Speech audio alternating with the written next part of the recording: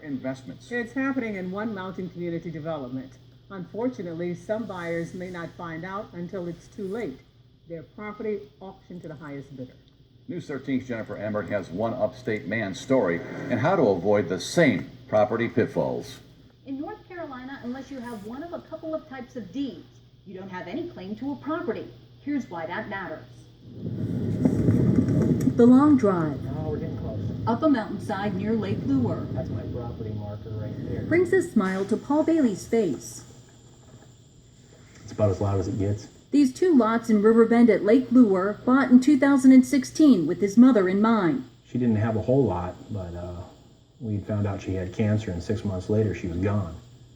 So it seemed fitting that we take some of that money and put it into a place that would reflect, family values that she had, so we'd spend time together as a family. And that's when it got personal.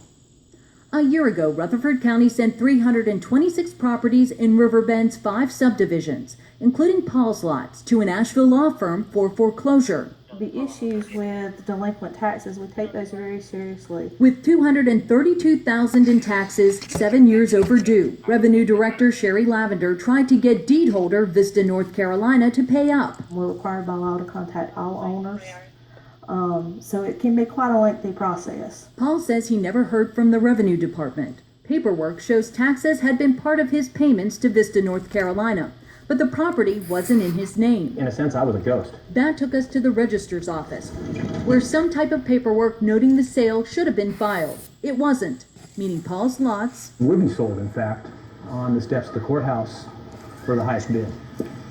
I went to the developer Vista, North Carolina on Bills Creek Road for answers. Paperwork led us to Martin Birnbaum, who despite being at the office claims to no longer work for Vista, pointing me to his mother, the president. Hi, I'm Jennifer with News 13. I've been trying to reach Dina Birnbaum. Amended paperwork filed the same day of our second visit removed Martin's name. Again, Martin was in the office, working for Riverbend's Property Owners Association. I want to give her a chance to respond. Multiple stops to Dina's address and other partners in Asheville never drew a response. Attorney Sam Craig specializes in real estate and cautions clients about using a contract for deed. You don't get ownership of the property until some point in time in the future. Unlike a regular sale where you go to a closing and you get title to the property. While it can be a way to set up owner financing, it offers buyers few protections. I wouldn't do it, and I wouldn't recommend anybody doing it. But that wasn't the last of Paul's bad news. The developer has secured additional mortgages and loans using my property as security or collateral. I had no idea. Which is why Sam Craig says securing a deed and getting your own attorney is the way to go. I would certainly have any agreement that for a contract to make a deed, I would have that reviewed by an attorney prior to signing it. The alternative could be a tough conversation with the family. I wouldn't want to have to tell them, by the way, that cabin that we're thinking about building, or that home, or the lake, it's not available anymore. With an attorney's help last week, Paul got the deed for the property outside of court, but he fears others may be in the same position. These contracts for deeds can be an option for a buyer who can't or doesn't want to finance through a bank.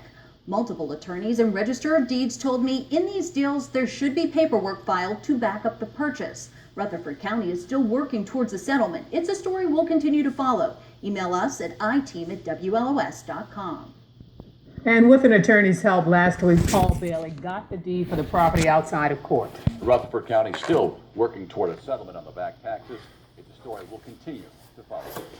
A North Asheville neighborhood on high alert tonight after dozens of cars are found with slashed tires. Now police are asking for your help tracking down the person who did it.